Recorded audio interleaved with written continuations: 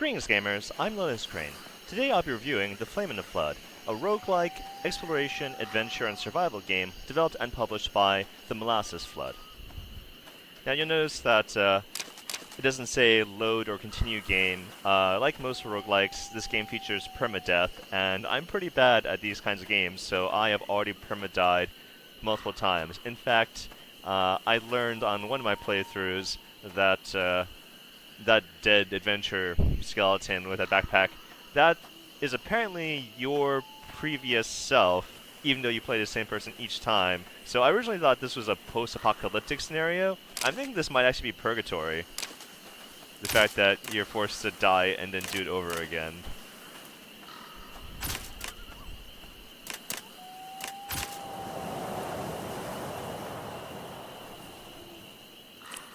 But yeah, a little bit of the aesthetic and a little bit of the concept being a girl surviving in a post-apocalyptic or really purgatorical world reminds me of Walking Dead Season 2, the Telltale game series, not the TV show.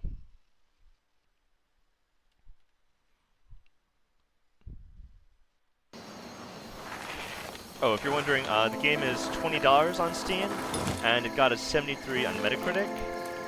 So if you want to compare that to the most famous game in the roguelike survival genre, which is, I believe, Don't Starve Together, is $15 and 83 in Metacritic. I haven't played Don't Starve Together, but I've played the previous one, just Don't Starve. I guess in terms of gameplay, for the time being, I guess Don't Starve and Don't Starve Together have a little more to do, technically speaking. But I do kind of prefer the aesthetic, the art direction, and the music in The Flame in the Flood. But I may not be the best judge of this genre of game. Roguelikes and survival games are not really my favorite genre. And I'm also not very good at them. I tend to die a lot. So, I find this genre of game to be a little, the ratio of stress and frustration versus fun, a bit low for me. But I know plenty of people do like roguelikes and survival exploration games because the industry keeps pumping them out, so.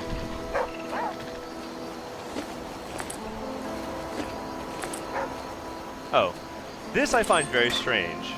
You never actually find other people. At least I have never found any people. I guess I haven't gone far enough. I keep dying. And yet the postal system still works. They seem to anticipate where you're going to be and leave behind requests for you. And when you complete those requests, you find items, rewards waiting for you, which is amazing because how would they even anticipate where you're going to be?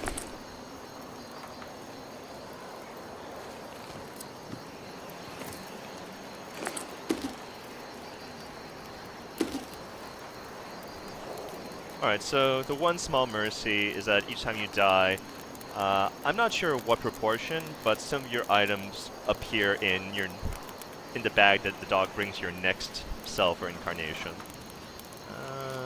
Okay. I really need more flint so I can make a knife sooner. That's what keeps me into trouble. The fact that I never have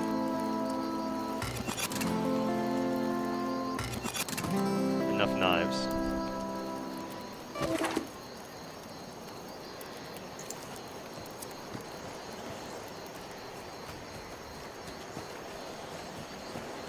So I believe the soundtrack for this game was composed and or performed by Chuck Reagan, who is evidently some kind of a American folk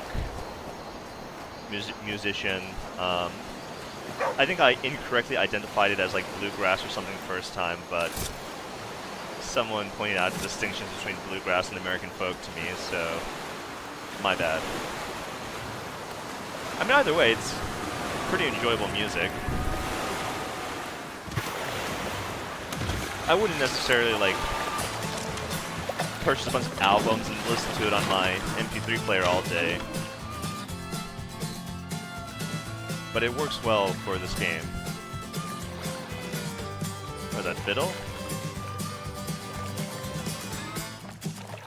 Oh, you know what's delicious? Fiddlehead ferns. But because they're a wild forage food item, you only really get it sometimes as a seasonal special at, like, the kind of restaurants that use fiddlehead ferns.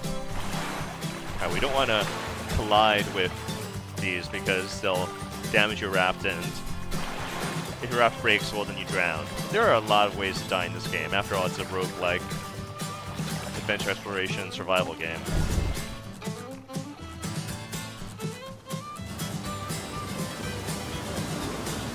Oh. And now I know why I never signed up for those whitewater rafting trips. Ooh, that was a narrow catch.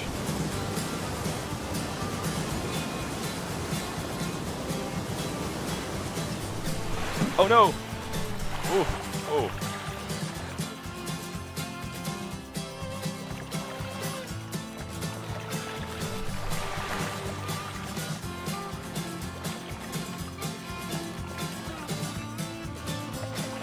Oh, I'm not gonna, yeah, there's no way I can get a shopping cart without damaging myself in the process.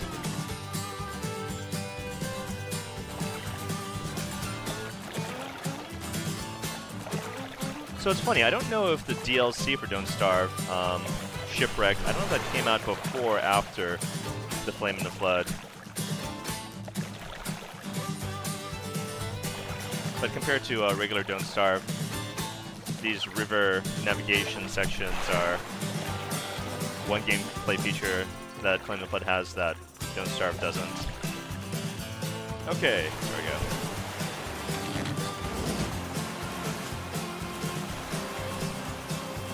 And when you say alcohol, they don't mean sacramental wine. They mean moonshine or something. I mean, this does take place somewhere vaguely in the south, maybe. I don't know. I mean, there's no real north or south when you're like the last person on Earth.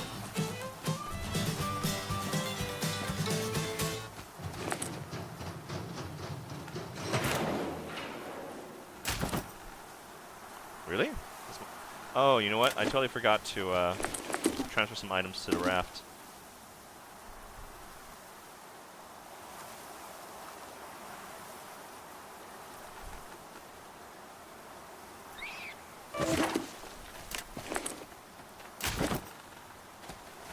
Alright, I guess I should transfer some of my items to the raft so I can actually finish looting this area.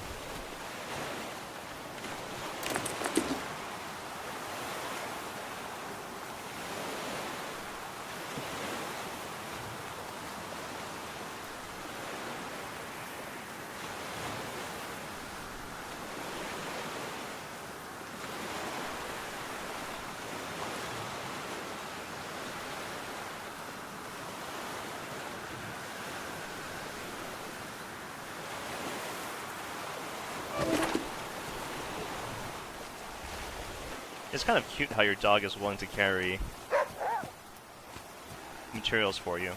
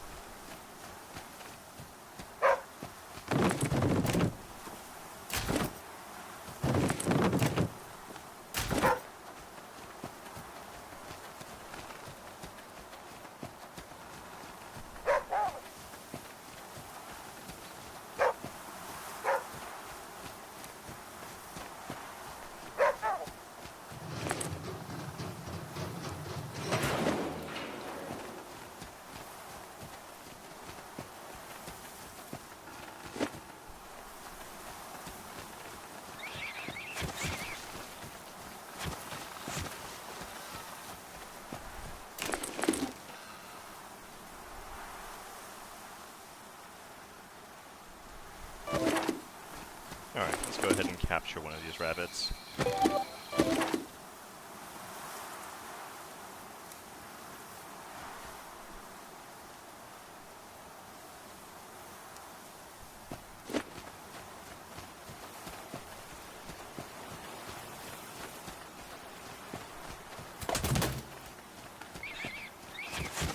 You know, you think it would scatter as soon as one of them was caught. But I guess not.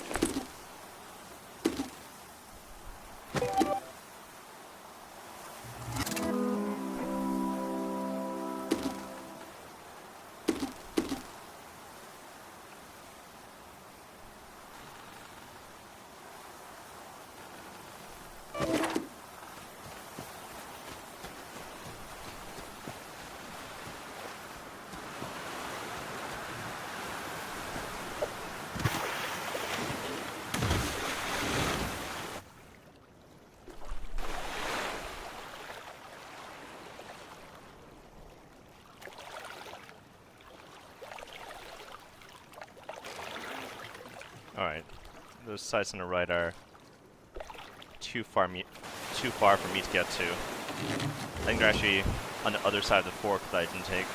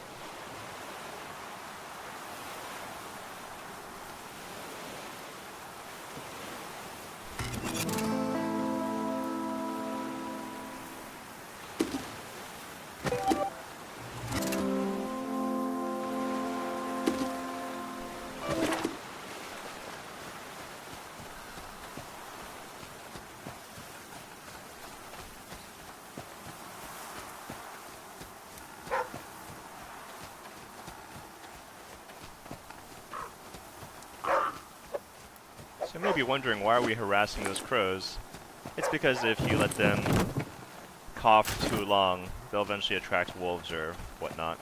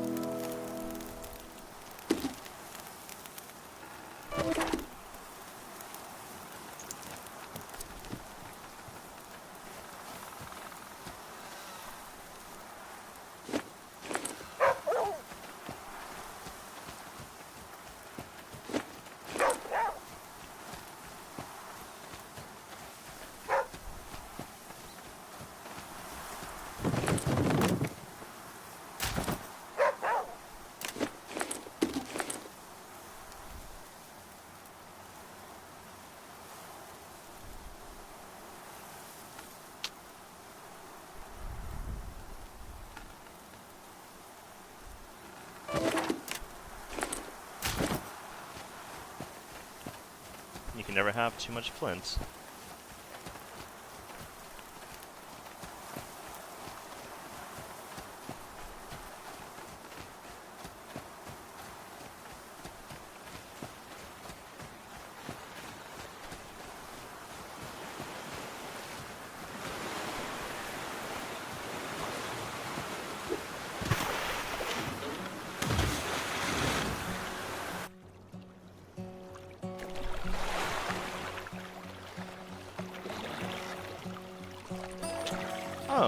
Could I have made that?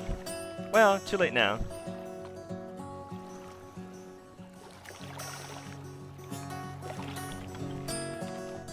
I know that eventually you're supposed to craft a motor for your raft, but I haven't managed to yet. And I don't know if it'll actually let you go back to previous areas.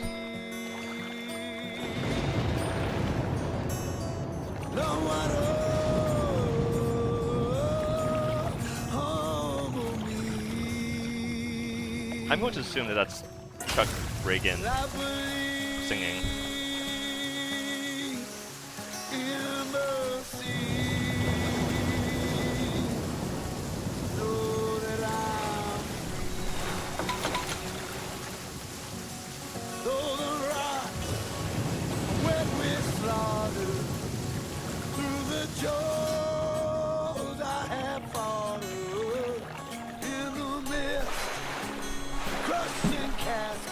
Oh, darn it. Took the wrong fork, I wasn't able to get there.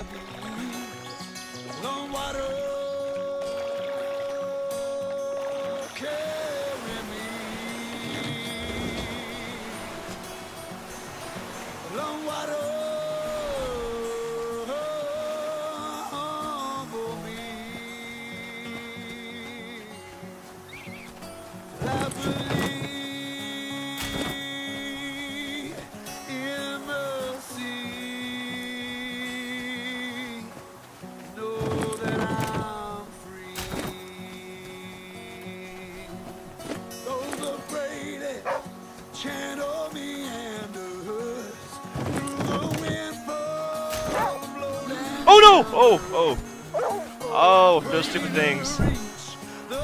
I've been killed by those before. I really need to be able to make a weapon. I didn't even notice it until it was almost right on top of me. Oh, jeez Louise. I really need to use that fire, though, to dry off. Let's see if I can sneak by it at all. It's like unavoidably in my path. That is so annoying.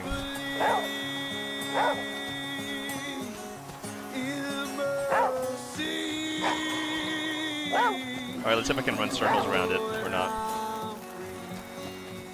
Oh no, it's gonna trap me. I'm screwed.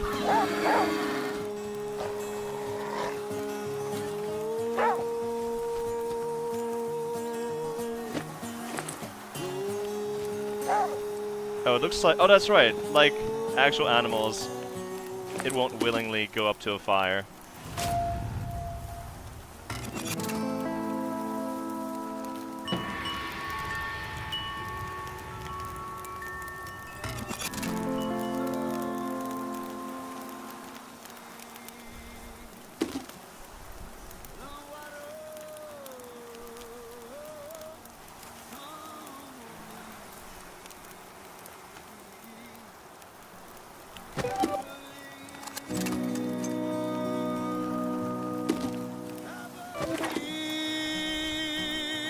Alright, now let's see if I can sneak past.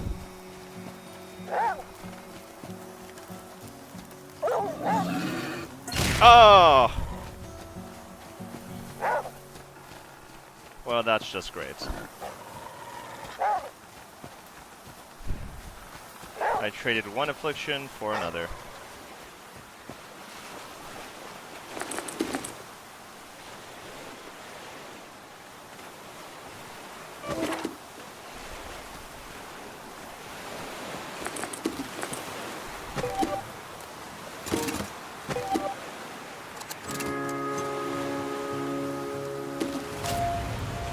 Well, that was a trade-off.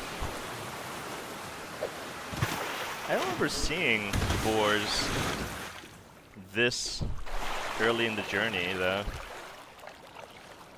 I mean, it is a roguelike, so it's at least partially procedurally generated. Oh, I can't quite make that gas station.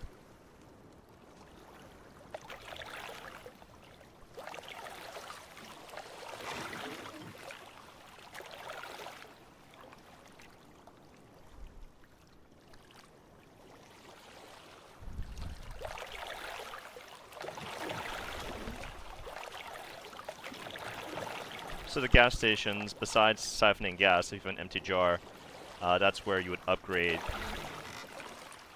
your raft. It kind of begs the question. Does the actual... I don't know if this is supposed to be the Mississippi or Missouri or what river this is supposed to be, but do they actually have boat gas stations and repair shops along the way, the same way that, you know, there are normal gas stations and auto repair shops on regular highways? I haven't visited too much of the American South. I've been to both of the Carolinas. I guess, does Virginia even count as the South? And Florida, but that's also kind of its own separate realm.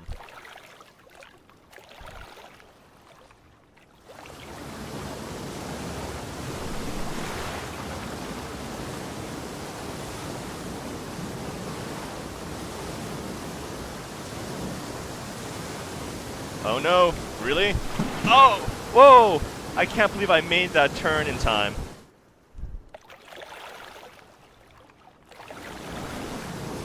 Oh, oh, whoa! Wow.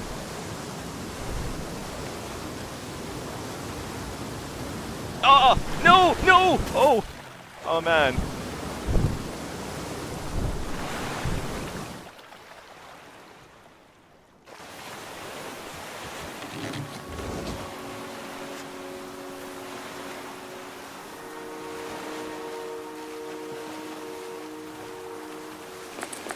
Let's see, am I thirsty enough? Yeah, I'm thirsty enough.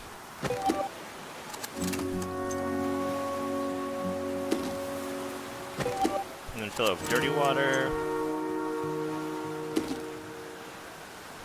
And use the filter.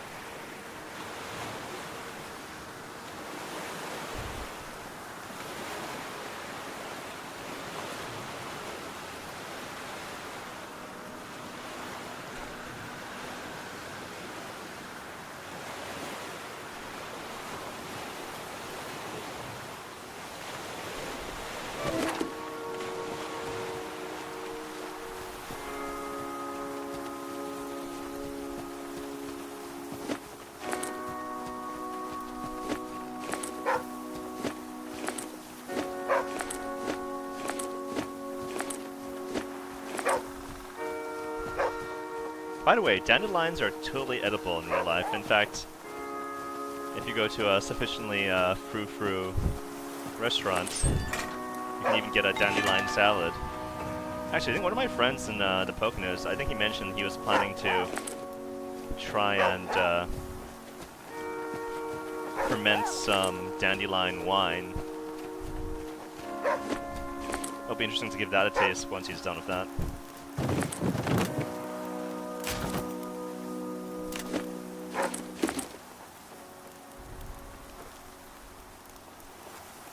Eat too many and you'll get the scoots. Oh, coincidentally, well, not coincidentally, FYI, mulberries. I believe that's actually what you feed silkworms, which is how you get silk.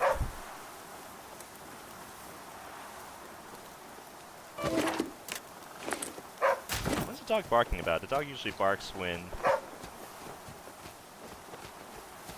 Do you want me to look at something?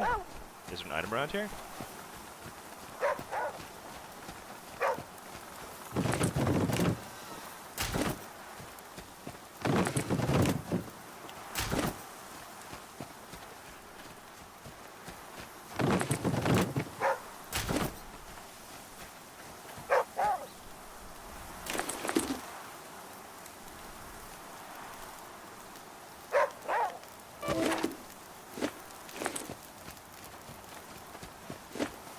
Ooh, aloe, that's good for when you get hurt.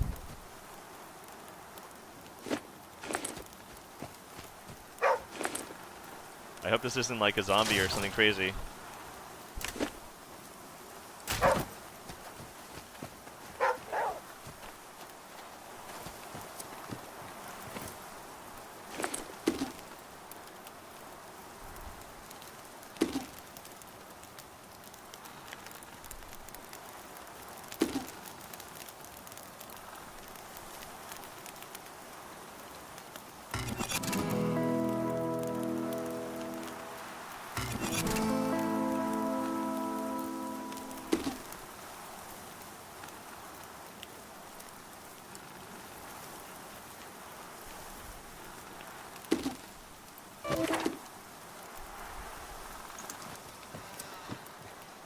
yeah, I guess I need some sleep before I pass out of exhaustion.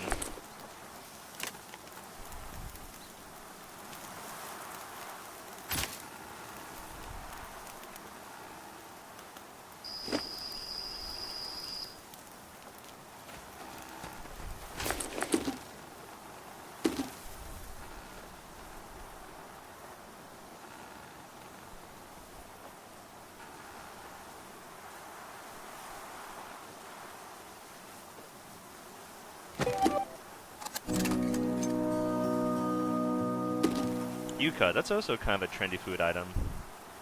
Well, I mean, it's only trendy if you didn't grow up in certain cuisines, in which case it's just, you know, commonplace comfort food.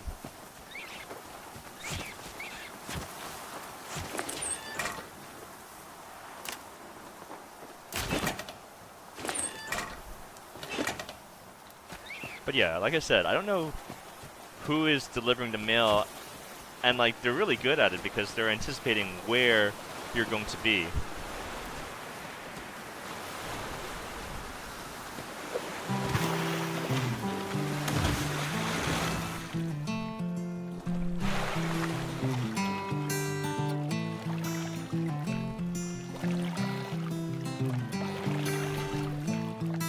Ooh. Let's see if I can do this without... Oh! No. I risked going for it, but I didn't have the right angle.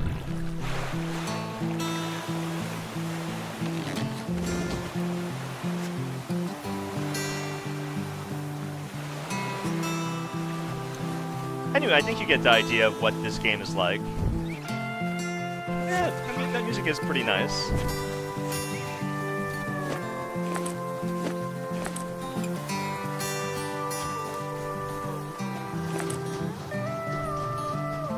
I don't even understand, why is there a car, even a run-down, beat-up car? Sometimes you have no choice but to eat grubs. I mean, it's a post-apocalyptic or purgatorial. Oh no! Oh no! No! Get away from me! You stupid! No! Leave me alone!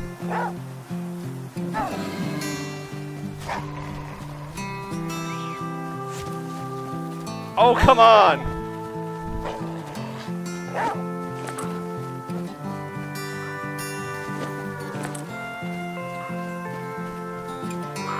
I mean, I suppose I could let this crow summon wolves, and then the wolves would chase the boar. But then...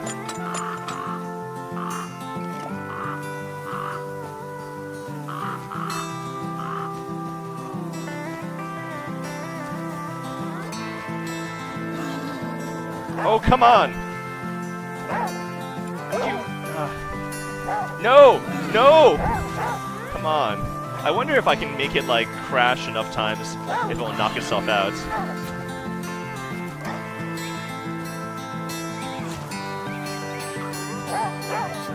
Alright, whatever. I'm just getting out of here.